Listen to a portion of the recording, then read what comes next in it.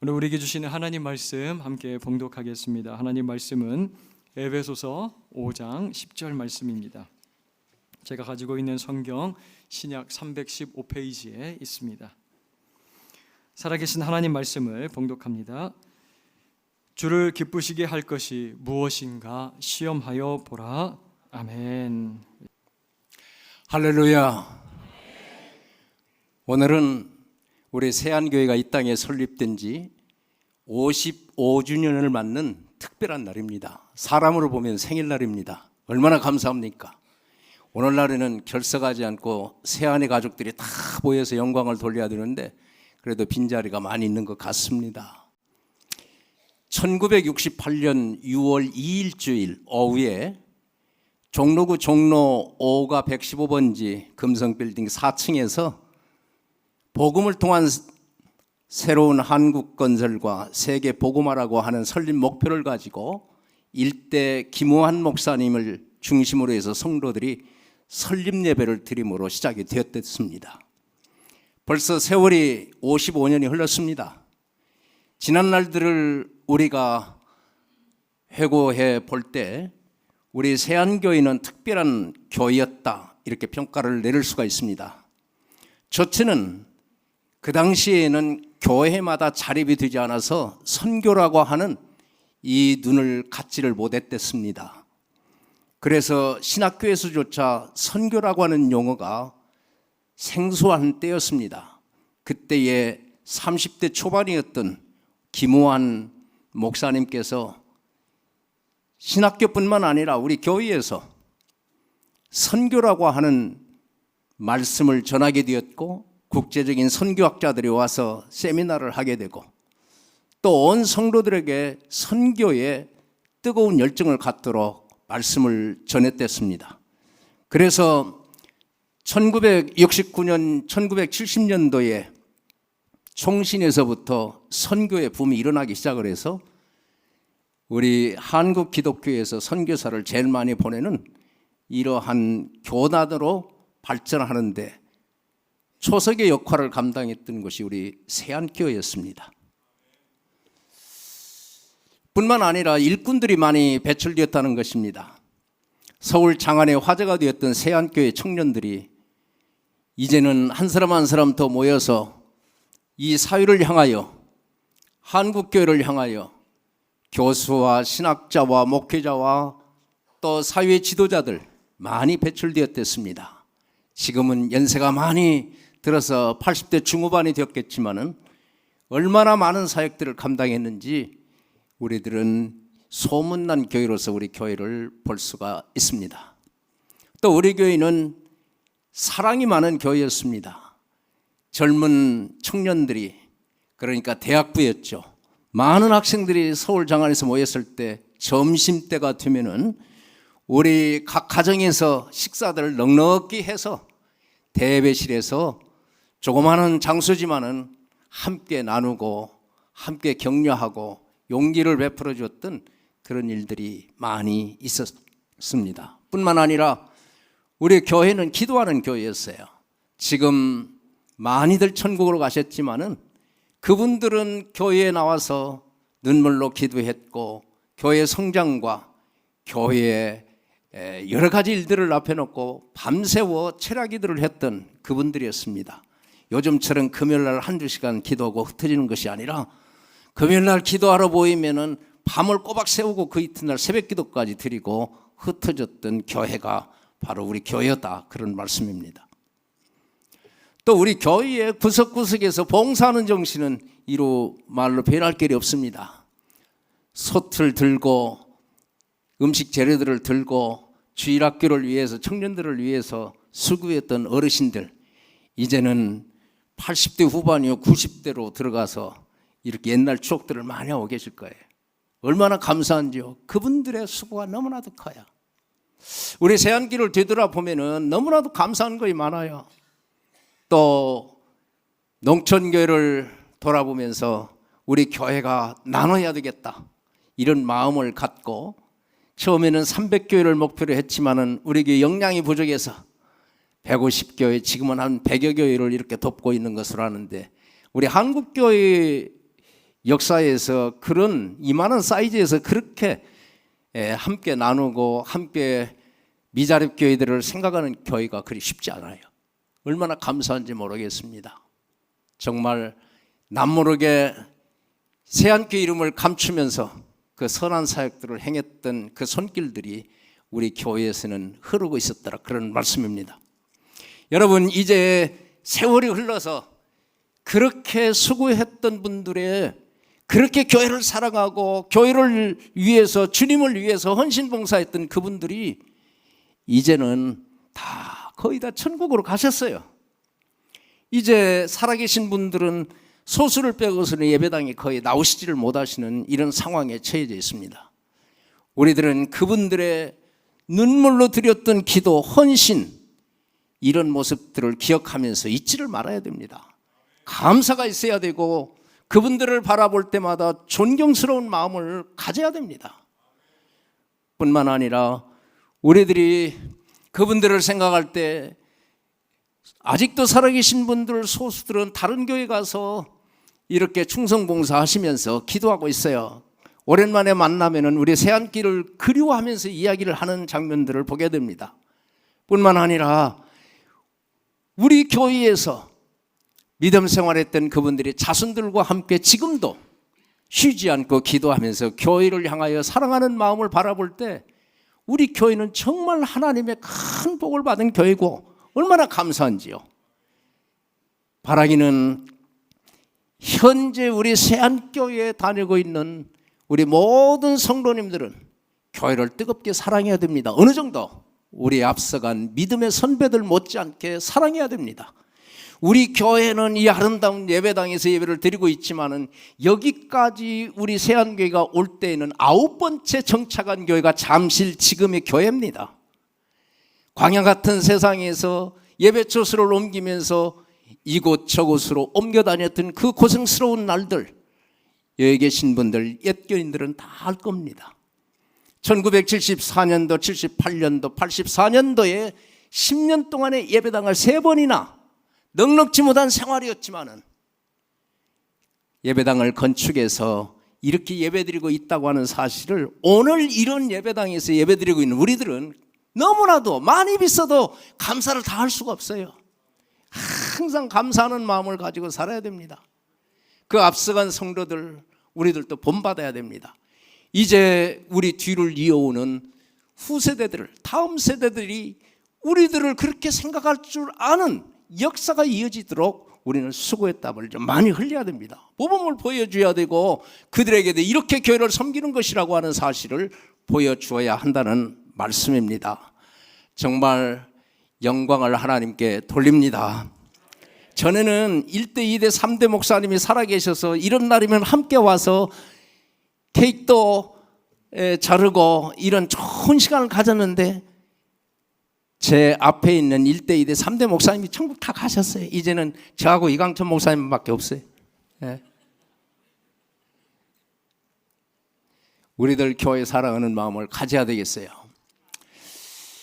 예배석 교회는 주 50년경에 2차 전도여행 때 사도 바울이 빌립보, 데살로니가, 또 베레야, 아덴, 고린도 지역으로 복음을 증거하면서 지나가다가 예배소에 들려서 세운 교회가 예배소교회입니다. 얼마나 사랑했는지 몰라요. 짧은 시간이었지만은 복음을 전해서 교회를 만들어 놓고 브리스길라, 아굴라 이분들에게 맡겨놓은 채 떠났습니다.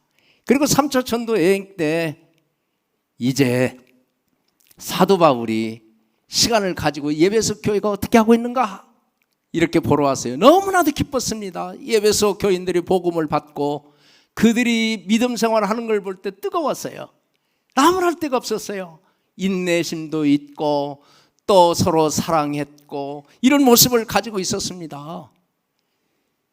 그런데 그 예배소 교회에서 약 2년 3개월 이상 정도, 그러니까 3개월은 유대 회당에서 가르쳤지만 핍박으로 인해서 나와서 두란노 서원을 2년 동안 운영했죠.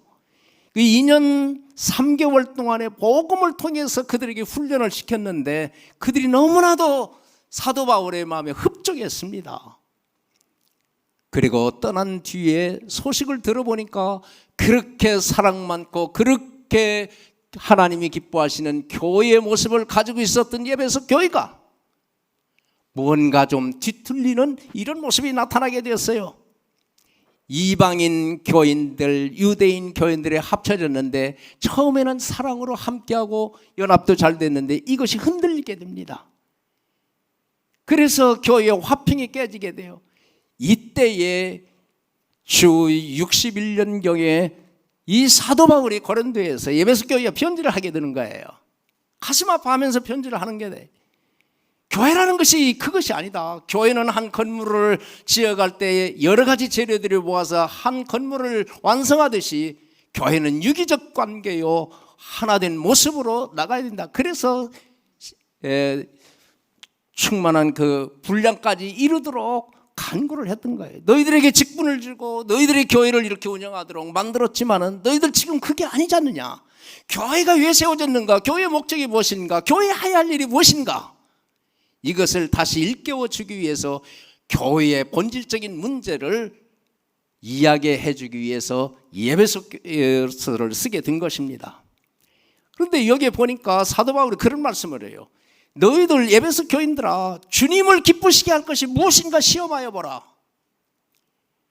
여러분, 시험하여 보라 이 말씀은 주님을 기쁘시게 할 것이 무엇인가 너 찾아봐.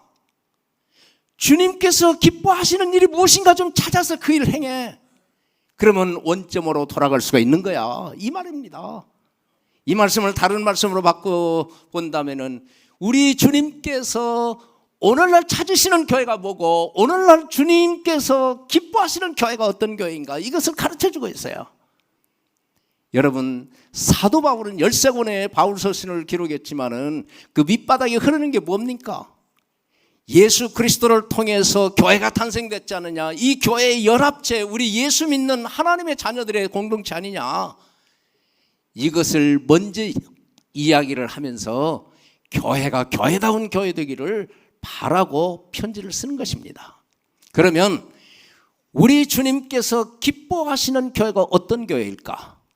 기본이 잘 되어져 있는 교회입니다. 그 기본이 잘 되어져 있는 교회는 어떤 교회냐? 첫째는 하나님의 말씀인 성경이 기준되어져 있고 성경이 중심이 되어져 있는 교회가 하나님 기뻐하시는 교회요, 주님이 오늘 또 찾으시는 교회라 그런 말씀이에요. 여러분, 왜 그렇습니까? 대답이 몇 가지가 있습니다. 첫째는 우리 구원에 확신을 가질 수 있는 게 뭐냐? 하나님 말씀이에요. 이 우리 교회에서 하나님 말씀이 올바르게 선포되고 올바르게 제시를 한다면 우리 교인들은 흔들리지 않습니다. 구원관이 흔들리지 않아요. 내가 예수 믿어서 하나님의 자녀가 되었고 천국 백성이 되어서 오늘이라도 세상을 떠난다면 주님 품에 안긴다라고 하는 이 진리가 흔들리지 않는다, 그런 말씀이에요. 그래서 디모데후서 3장 15절에는 그렇게 말씀을 합니다. 성경은 너희로 하여금 예수 그리스도를 믿음으로 말미암아 구원에 이르는 지혜가 있게 하느니라 그랬어요. 여러분, 우리는 구원에 대한 확신을 가질 수가 있어요. 얼마나 감사합니까? 하나님 아버지의 말씀, 또 왜 교회의 중심이 되어야 될까요? 그건 내 믿음 때문에. 하나님의 말씀은 교회에서 바르게 선포되면 내 믿음과 직결되어져 있는 거예요. 여러분, 예수 믿은 뒤에 믿음이 성장해야 되잖아요. 믿음이 어떻게 성장할 수가 있습니까? 하나님 말씀을 통해서만 성장할 수가 있는 것입니다. 히브리서 10장 6절에 보면 그런 말씀이 있습니다. 믿음이 없이는 하나님을 기쁘시게 할 수가 없다. 그래서 예수 믿는 사람은 하나님이 계시는 것과 하나님께서 원하시는 뜻대로 행하며 상 주시는 자이심을 믿어야 할지니라 그랬어요. 여러분, 믿음이 없이는 하나님을 기쁘시게 할 수가 없어요. 아무리 뭘 하더라도 믿음이 없는 사람은 하나님 기쁘시게 못합니다. 그럼 믿음이 어디서 나오느냐? 하나님 말씀에서 나오는 거예요. 로마서 10장 17절에 보면은 믿음은 들으면서 나오고 들음은 여호와의 말씀으로 말미암느니라 그랬어요. 여러분, 그러니까 하나님 말씀이 충만한 사람은 믿음이 있어요. 흔들리지 않아요. 예. 뿐만 아니라 하나님의 말씀이 왜 교회에 중요한가? 그것은 하나님의 사람으로 훈련받을 수 있는 길이기 때문에 그래요.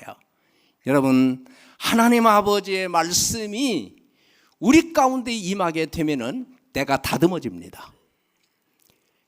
조각가가 정을 가지고 큰 바위덩어리를 쪼아 나갈 때 그 작가의 구상되어지는 작품이 나오듯이 하나님 말씀을 통해서 우리가 쪼아지고 다듬어지고 할 때 하나님이 기뻐하시는 그 하나님의 사람으로 나타나게 된다, 그런 말씀이에요. 디모데후서 3장 16절에 보면 그런 말씀이 있습니다. 모든 성경은 하나님의 감동으로 된 것으로 교훈과 책망과 바르게 함과 의로 교육하기에 유익하니 이는 하나님의 사람으로 온전하고, 그랬어요. 하나님의 사람으로 온전해질 수 있는 길이 뭐겠어요? 하나님 말씀이에요. 그 말씀이 쓰든 달든 그 말씀 받으면 내가 하나님의 사람으로 다듬어지더라, 그런 말씀입니다. 할렐루야. 그리고 하나님 아버지의 말씀이 교회의 중심이 되어야 우리 성도들의 인생의 좌표가 되는 거예요. 나침반이 되어진다, 그런 말이에요. 등불이 되어진다, 그런 말이에요.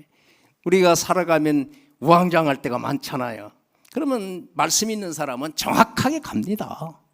아, 내가 이러면 안 되지, 이 길로 가야지, 정확하게 되는 거예요. 그렇기 때문에 그리스도인들은 하나님 아버지의 말씀을 중요하게 여기게 돼요. 우리 주님이 기뻐하시는 교회는 하나님 말씀이 기준되어져 있는 교회다, 그런 말씀입니다. 그래서 이 강단에서 하나님 아버지의 말씀이 선포될 때마다 우리는 어떤 자세를 가져야 되느냐?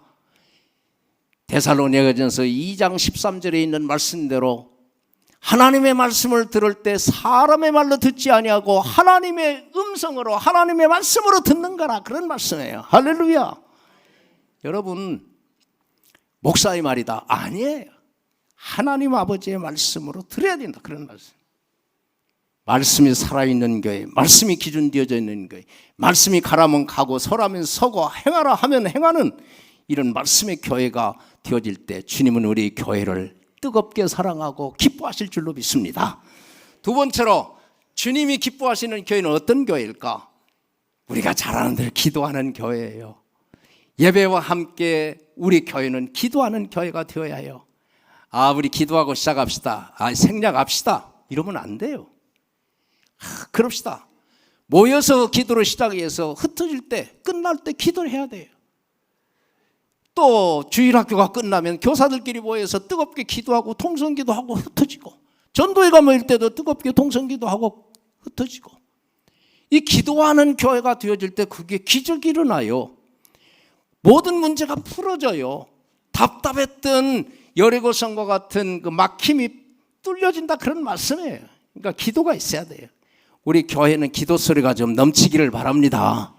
찬송 소리도 높아야 되지만 기도 소리가 높아야 돼. 예? 기도가 끊어져서는 안 돼. 예. 근데 사람들이 자꾸 기도하자고 하면 싫어해요. 귀를 닫으려고 그래. 그러면 안 돼요. 기도합시다. 예, 기도합시다. 이렇게 기도하는 모습이 있어야 돼. 그래서 세안교회 하면 그 앞서간 선배들처럼 기도만이 하는 교회가 되기를 주의 이름으로 축원합니다. 세 번째로 주님이 기뻐하시는 교회는 어떤 교회냐? 예배가 살아있는 교회, 바른 예배를 드리는 교회가 살아있는 교회, 주님이 기뻐하시는 교회입니다. 예배가 뭡니까? 우리는 하나님으로부터 구원의 은혜를 받았어요. 구원 은혜뿐만 아니라 보이게 보이지 않게 하나님으로부터 많은 은혜를 받았어요. 이 은혜를 받고 어느 사람이라도 감사한 마음을 갖게 될 겁니다. 이 감사에서 하나님 앞에 찬송으로, 헌금으로, 봉사로, 고백으로 이렇게 영광을 돌리잖아요. 이 내 마음이 너무나도 감사해서 하나님 너무나도 감사합니다 하는 이 표현을 드리는 거예요. 드리는 행위가 바로 예배예요. 그러니까 우리는 예배를 보러 가는 것이 아니라 예배를 드리러 가는 거예요. 하나의 헌신된 제물로서 너무나도 감사합니다 하나님.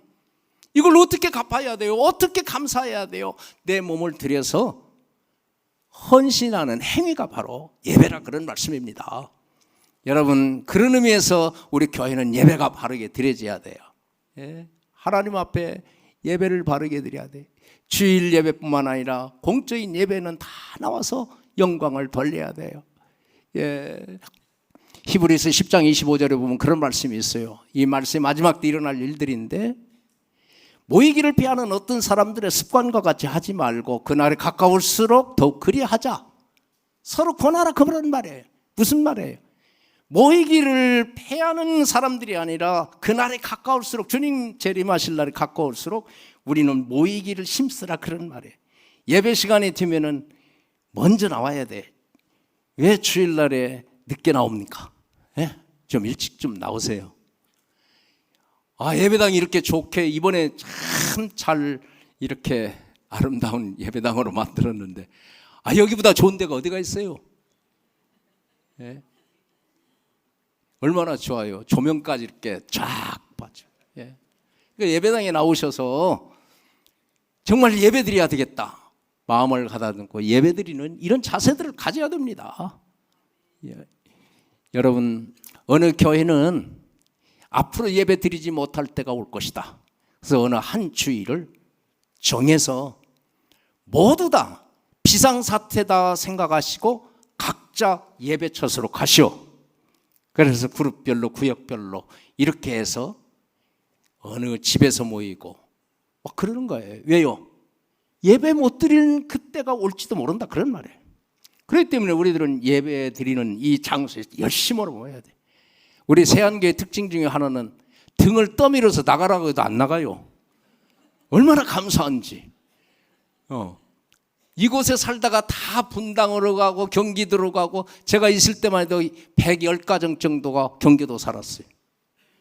그래도 다 오셔요. 그것도 등수 안에 들게 오신다 그런 말이에요. 얼마나 감사해. 지각하는 사람은 이 동네 사람들이고. 그러니까 예배 처소에 다 모여야 돼요. 예.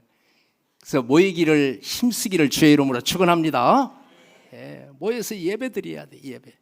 예배 가운데 임하시는 주님의 은혜, 성령의 역사, 이걸 체험할 수가 있어요. 예배가 살아 있어야 됩니다. 예배 가운데 임하시는 주님의 은혜 얼마나 감사해요. 예. 또 주님이 기뻐하시는 교회는 어떤 교회일까? 복음을 증거하는 교회예요.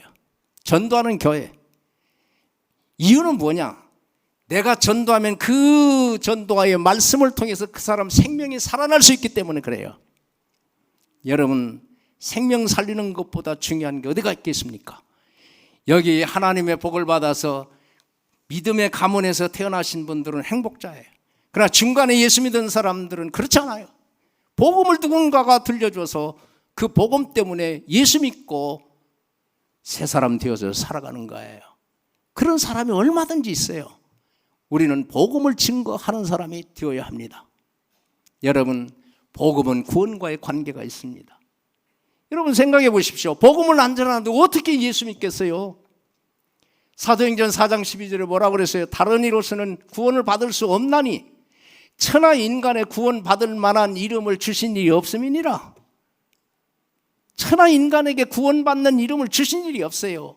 오직 예수 그리스도, 내가 길이요 진리요 생명이니 나로 말미암지 않고서는 아버지께로 갈 수가 없느니라. 예수님이 통로라 그런 말씀이에요. 주 예수를 믿으라. 그러면 너와 네 집이 구원을 받으리라. 여러분, 예수님만이 내가 구원받는 길이기 때문에 구원의 복음, 예수 복음을 전해주는 목소리를 해야 된다 그런 말이에요. 사랑하는 성도 여러분, 디모데후서 4장 1절에 뭐라고 그랬어요? 이 사도 바울이 마지막 노년기에 한마디 한마디 해주는 말씀은 우리 뼛속까지 스며드는 말씀이에요. 사도 바울이 그렇게 말씀을 합니다. 하나님 나라와 죽은 자와 또 다시 산 자를 심판하실 예수 그리스도 앞에서 그의 나타나실 것과 그의 나라를 두고 너희에게 엄히 명하노니 너희는 복음을 증거하라. 때를 얻든지 못 얻든지 전파하라 그랬어요. 여러분, 내 한마디로 생명 살릴 수 있다는 사실을 아시기를 바랍니다. 전도해야 돼. 우리 교회의 약점이 뭐냐? 전도 않는 거의 약점이에요. 예. 개인적으로는 믿음들 생활을 잘하는데 전도들을 많이 하니. 예. 또 다섯 번째로는 우리 주님이 기뻐하시는 교회가 어떤 교회일까? 예수님의 재림을 기다리면서 준비하는 교회입니다. 예수님의 재림 다 믿죠. 초대교회 성도들도 그 어려운 가운데서, 핍박 가운데서 참아나갔던 것이 뭐예요? 예수 재림을 기다리고 소망을 가졌기 때문에 그랬던 거예요. 예수님의 재림은 분명히 있습니다. 그 때와 일시에 대해서는 말씀하고 있지 않지만 오시리라 그랬어요. 너희들이 감람산에서 승천한 것 본 그 모습을 그대로 가지고 오시리라. 베드로전후서는 이 말세 예수님 오실 때에 우리들은 어떤 신앙생활을 해야 될 것인가, 이 여기에 대해서 자세하게 설명을 해주고 있습니다. 거기에 보면은 베드로전서 4장 7절에 보면 만물의 마지막이 가까웠으니 너희는 정신을 차리고 근신하여 깨어 기도하라 그랬어요. 무엇보다도 서로 사랑할지니 뜨겁게 사랑할지니 사랑은 허다한 죄를 덮느니라 그랬어요. 여러분, 예수님 재림할 것을 기다리면서 살되 우리가 뜨겁게 사랑하라. 보통 사랑이 아니고 뜨겁게 사랑하라. 우리 성도들이 화합하고 하나 되고 또 섭섭한 일이 있으면 손잡고 미안해, 이런 마음들을 갖고서 예수님 재림을 기다리라 그런 말이에요. 지금 에베소 교회가 그런 모습이었어요. 뭐 조그만 거 가지고 서로 오해해가지고 섭섭하다고 등 들리고 그런 모습을 들었을 때 이 사도 바울은 얼마나 마음속에 괴로움이 컸겠느냐, 그런 말씀. 우리는 예수님 재림할 것을 기다리면서 준비를 해야 돼. 그런데 사랑도 해야 되고 깨어 기도하라. 가만히 있으면서 우리가 주님 준비하면 되겠어요? 주님 맞이할 준비만 하면 안 돼요. 여러분, 좋은 일 하면서 기도하면서 예배드리면서 또 성경 보다가 이런 선한 사역, 주님이 기뻐하시는 일 하다가 예수님 만나야지, 죄짓다가 예수님 만나면 어떻게 되겠어요? 예? 우리 세안교회는 정말 예수님 다 만나서 공정 혼인잔치에 들어갈 수 있도록 우리가 준비하고 살아가야 됩니다. 뿐만 아니라 예수님 재림하고 재림을 기다리면서 준비하는 사람들은, 그리고 교회는요, 뭐니 해도 거룩해야 돼요. 베드로 전후서에도 말하기를 점도 없고 흠도 없이 너희들의 몸을 단장시키라 그랬어요. 그러니까 우리들은 항상 내 몸을 단장을 해야 돼. 주님 맞이할, 내 영적인 신랑을 맞이할 그런 만날 준비를 해야 돼. 뿐만 아니라 우리 단장하는데 어떻게 해야 돼요? 로마서 13장 11절에서 14절 말씀을 기억을 해야 돼. 너희가 이 시기를 알거니와 자다가 깰 때가 벌써 되었으니 이는 우리의 구원이 처음 믿을 때보다 가까웠음이니라 그랬어요. 우리의 구원이 가까웠어. 주님 품에 안길 시간이 가까웠어. 여러분, 꼭 기억을 하셔야 됩니다.